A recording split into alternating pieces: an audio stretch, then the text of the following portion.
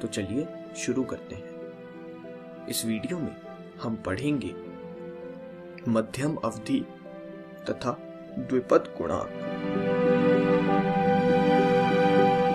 मध्यम अवधि। दोस्तों, द्विपद प्रमेय को हम जब भी खोलेंगे यानी प्रमेय का विस्तार करेंगे तो उसमें कोई ना कोई मध्यम अवधि होगी जो कि घात n पर निर्भर करेगी। अब दोस्तों, जैसा कि हमने पिछले वीडियो में देखा है, यदि घात n होगी तो कुल अवधियां n जमा 1 होगी। तो अतः यदि x जमा y की घात n एक सम संख्या है यानी इवन नंबर है तो कुल अवधियां उससे एक ज्यादा यानी ऑड होंगी। तो इस स्थिति में हमारे पास एक मध्यम अवधि होगी और वो मध्यम अवधि होगी n/2 जमा 1। ठीक उसी प्रकार यदि घात n एक विषम संख्या यानी ऑड नंबर है तो कुल अवधियां इवन होंगी यानी n जमा 1। तो दो मध्यम अवधियां होंगी जो कि n जमा 1/2 तथा n जमा 3/2 होंगी।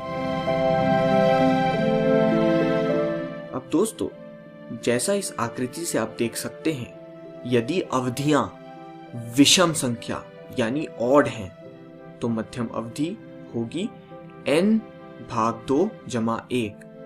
ठीक उसी प्रकार यदि अवधियां इवन हैं यानी सम संख्या है तो मध्यम अवधियां होंगी n जमा 1/2 और n जमा 3/2। अब पढ़ते हैं अंत से pth अवधि। द्विपद प्रमेय x जमा y घात n में अंत से pth अवधि बराबर होगी शुरुआत से n-p जमा 2th अवधि। दोस्तों, यहां ध्यान दीजिए, अंत से pth अवधि शुरुआत से n-p जमा 2th अवधि होगी। उदाहरण के लिए a जमा b क्यूब का विस्तार होगा a क्यूब जमा 3a² जमा 3ab² जमा b क्यूब। अब यहाँ घात n बराबर 3 है और हमने अंत से तीसरी अवधि निकालनी है। तो अंत से तीसरी अवधि के लिए p की संख्या 3 हुई। तो अब हम इस सूत्र में यह डालेंगे तो हमारे पास आएगा शुरुआत से 3 - 3 जमा 2th अवधि यानी n - p जमा 2th अवधि जो कि है दूसरी अवधि यानी 3a²b। तो a जमा b क्यूब में अंत से तीसरी अवधि होगी 3a²b और जैसा कि आप विस्तार में देख सकते हैं, अंत से तीसरी अवधि है 3a²b।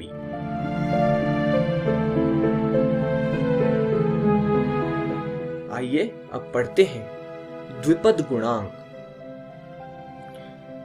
दोस्तों, a जमा b घात n को खोलने पर जो भी गुणांक a तथा b के साथ आएंगे, जैसे nc0, nc1, nc2 या ncn, ये सब द्विपद गुणांक कहलाते हैं।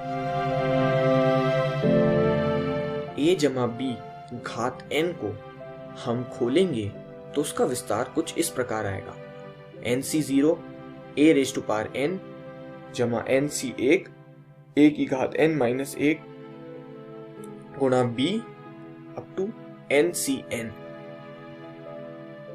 अब इस केस में यदि हम a और b को 1 डाल देते हैं तो आइए देखते हैं यह क्या बनेगा।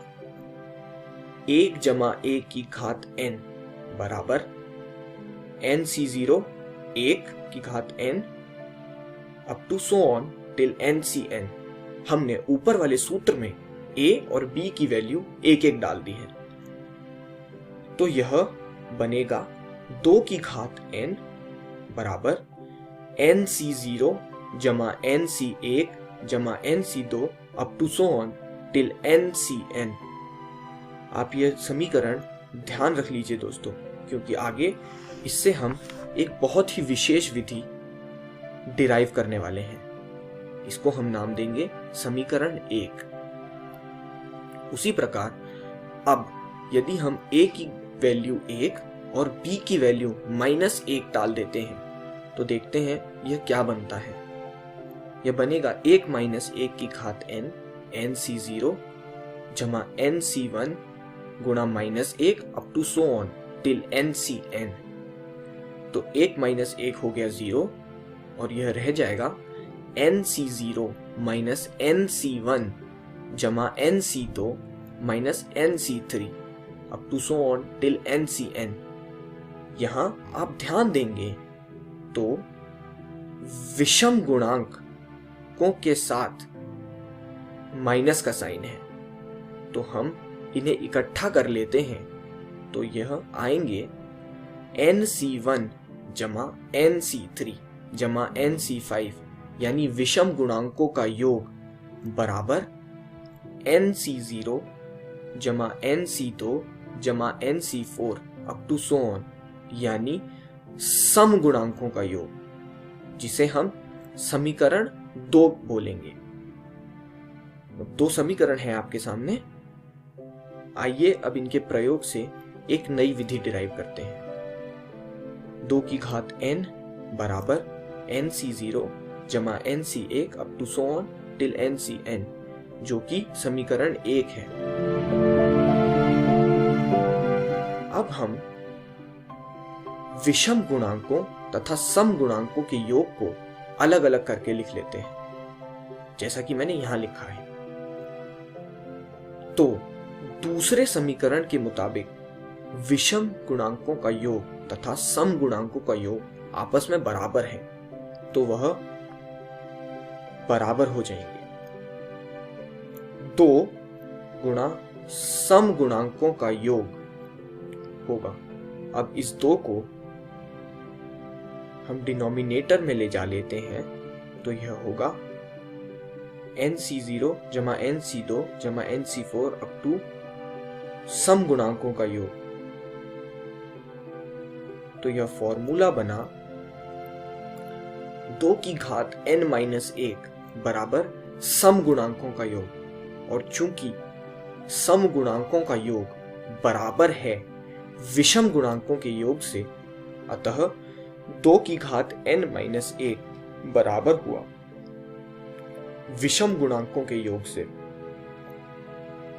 तो हमने यह सिद्ध किया कि सम गुणांकों का योग अतः विषम गुणांकों का योग बराबर होगा 2 की घात n-1। इस वीडियो में हमने सीखा मध्यम अवधि तथा द्विपद गुणांक। अगली वीडियो में हम द्विपद प्रमेय पे सवाल करेंगे।